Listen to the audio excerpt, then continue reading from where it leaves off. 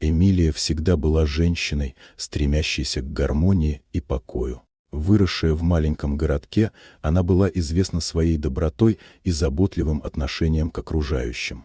Ее родители гордились дочерью, считая ее примером для других. Эмилия старалась оправдать их ожидания и следовать их жизненным принципам.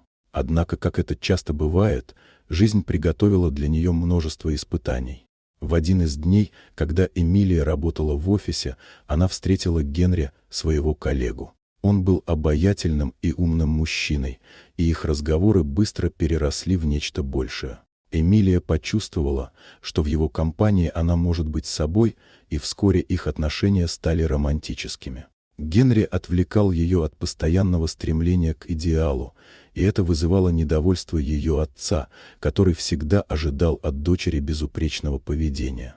Несмотря на неодобрение родителей, Эмилия и Генри решили пожениться. Это решение стало причиной разрыва ее отношений с отцом. Он не мог смириться с тем, что его дочь выбрала путь, который не соответствовал его представлениям о жизни. Эмилия была опустошена, но чувствовала, что сделала правильный выбор, следуя своему сердцу. Однако жизнь не была благосклонна к молодой паре. Генри вскоре потерял работу, и финансовые трудности начали давить на их отношения. Эмилия старалась поддерживать мужа, но с каждым днем становилось все труднее. Их мечты о счастливом будущем начали рассыпаться, и вскоре Генри погиб в трагической автокатастрофе. Эмилия осталась одна, и ее мир рухнул. Она погрузилась в депрессию, теряя смысл жизни и надежду на будущее. В это трудное время Эмилия встретила монахиню, которая пришла в город с миссией по помощи нуждающимся. Монахиня заметила, как Эмилия страдает, и предложила ей вступить в орден. Это предложение стало для Эмилии спасением. Она приняла его и начала новую жизнь в монастыре, где нашла покой и умиротворение. Монастырь стал для нее убежищем, где она могла восстановить силы и переосмыслить свою жизнь. Несмотря на новую жизнь, вскоре Эмилия узнала, что беременна. Эта новость вызвала тревогу среди монахинь, так как жизнь в ордене была строгой, и беременность считалась необычным событием. Мать-настоятельница, однако, проявила понимание и разрешила Эмилии остаться в монастыре, понимая, что ей нужна поддержка. Эмилия была благодарна за это, но все равно испытывала страх и неуверенность. Она знала, что ее жизнь теперь будет другой, и что ей предстоит много трудностей. Жизнь в монастыре была полна испытаний, но Эмилия постепенно адаптировалась. Она начала участвовать в повседневных делах, помогая другим монахиням и находя радость в служении. Она научилась медитировать, заниматься рукоделием и помогать в саду. Эти занятия помогали ей успокоиться и обрести внутренний мир. Эмилия чувствовала, что, несмотря на все трудности, она находит свою истинную природу и предназначение.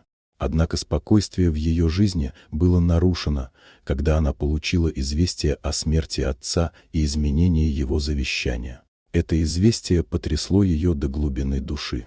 Эмилия оплакала его, осознавая, что не успела помириться с ним. Она решила продолжить свою жизнь в монастыре, но горечь утраты не покидала ее. Несколько недель спустя адвокат пригласил ее в банк, чтобы обсудить наследство. Эмилия была в смятении, не зная, чего ожидать.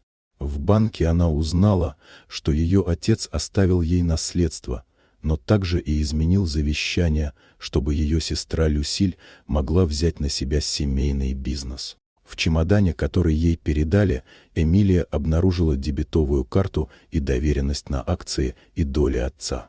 Она была поражена, увидев, что ее отец оставил ей не только материальные блага, но и возможность изменить свою жизнь. Эмилия решила оставить себе небольшую часть наследства, а остальное передать в доверительный фонд для своего будущего ребенка. Она хотела, чтобы ее ребенок имел возможность учиться и развиваться, даже если она сама не могла быть рядом.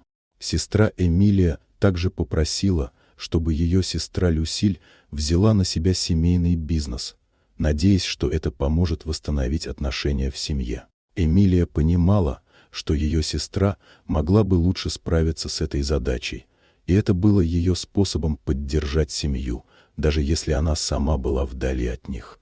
История Эмилии шокировала многих, включая монахинь монастыря. Она стала сенсацией, и ее опыт вдохновил множество женщин, которые искали пути к самопознанию и духовному развитию.